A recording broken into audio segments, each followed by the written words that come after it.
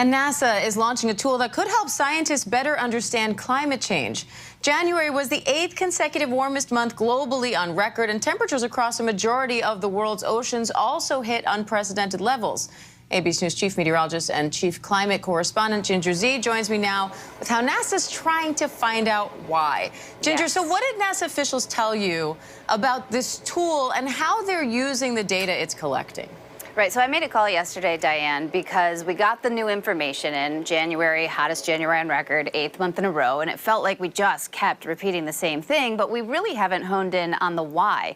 A lot of people will talk about the different variables, which we will get to, but one of them is aerosols, meaning the particles in the air. And so what they did last night, NASA launched a satellite, and that satellite, called PACE, is not only going to be looking at the ocean and the plankton and how they kind of interact with carbon, but for this part, what's important, it'll be looking at aerosols, what type they are, meaning the type that come from shipping, say, that has greatly reduced in the last couple of years, or the type that come from dust or sea spray. And they'll be able to figure out how those are interacting with our planet, because sulfur dioxide, the thing that comes out of a lot of the fossil fuels that we burn, that actually reflects light. And so that, as we've reduced and made our air pollution better, has allowed more sunlight in, allowing us to heat more. So anyway, this rocket is going to help, or I'm sorry, this satellite is going to help to determine that variable of aerosols and how much that has to do with the heat. And if you look at the record heat, right, January now officially from Copernicus,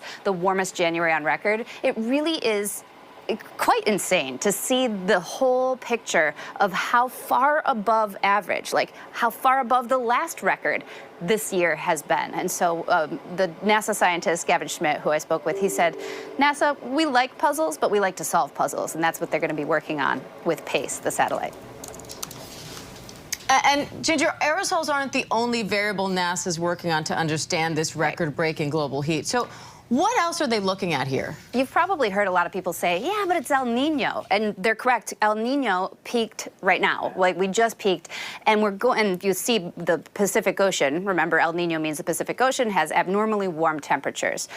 However, remember, this whole heating thing started last summer, before we even had El Nino. So that made a lot of scientists kind of perk up and say, wait, that has nothing to do with El Nino yet. Now we expect, after a peak of El Nino, like right now, the spring should be warmer than average. And that's where we should be seeing the anomaly. That said, El Nino is not the only variable. A lot of people will talk about the Hunga Tonga eruption, the volcano. And did that have an effect? Because it put a bunch of things in the stratosphere. And a lot of the scientists are saying that they think that's relatively negligible or almost cancels itself out with the sulfur in the water. Anyway, they need to figure out which variable it is, and hopefully this PACE satellite is going to help them do that.